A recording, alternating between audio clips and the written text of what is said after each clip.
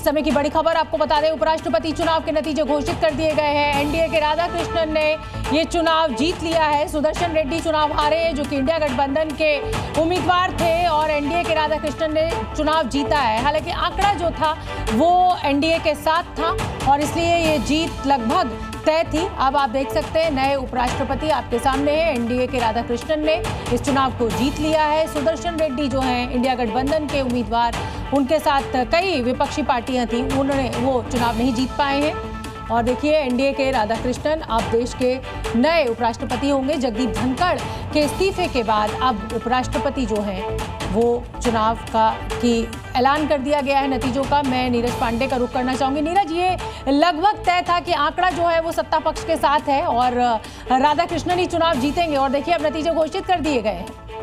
जी बिल्कुल, नतीजे घोषित कर दिए गए और आंकड़े पहले से ही एनडीए के पक्ष में थे, लेकिन अब ऑफिशियल सीपी राधाकृष्णन भारत के अगले उपराष्ट्रपति बनाए गए हैं, उपराष्ट्रपति बन गए हैं। उनको भारी मतों से जीत मिली है। राधाकृष्णन को करीब 452 वोट मिले हैं। टोटल जो वोट पड़े हैं वो 767 वोट पड़े, जिसमें 15 वोट अवैध करार दिए गए। लेकिन अब जब जो जानकारी आ रही है, 452 वोट इस समय सीपी राधाकृष्णन को मिल चुके हैं। तो इससे साफ है कि वो अब भारत के अगले उपराष्ट्रपति बन चुके हैं। थोड़ी देर में औपचारिक ऐलान होगा। पीसी मोदी जो कि राज्यसभा के सेक्रेटरी जनरल हैं, वो इसका अनाउंसमेंट करेंगे।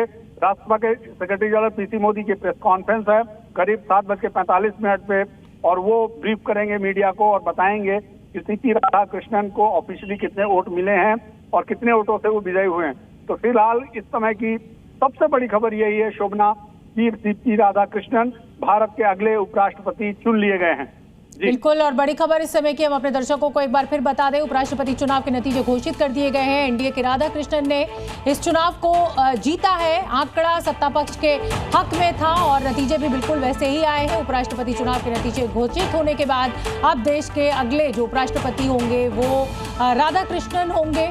और देखिए सीपी राधाकृष्णन अब नए उपराष्ट्रपति होंगे। जगदीप धनखड़, जिन्होंने निजी कारणों से इस्तीफा दे दिया था, उसके बाद अब ये चुनाव आज हुआ था और अब नतीजे जब घोषित हुए तो एनडीए के राधाकृष्णन ने चुनाव जीता है। सुदर्शन रेड्डी जो कि इंडिया गठबंधन के उम्मीदवार थे, वो चुनाव हार गए हैं। और जाहिर सी बात है, हमेशा जो सत्ता पक्ष होती है, आंकड़े अगर उसके हक में है तो वो वैसे नतीजों में भी जाहिर हो रहा है। नीरज का मैं रुख करूंगी। नीरज, अब क्योंकि नतीजे सामने आ गए हैं तो जाहिर सी बात है कि जो कंफ्यूजन था वो बादल छट गए हैं और सीपी राधाकृष्णन जो है वो नए उपराष्ट्रपति होंगे।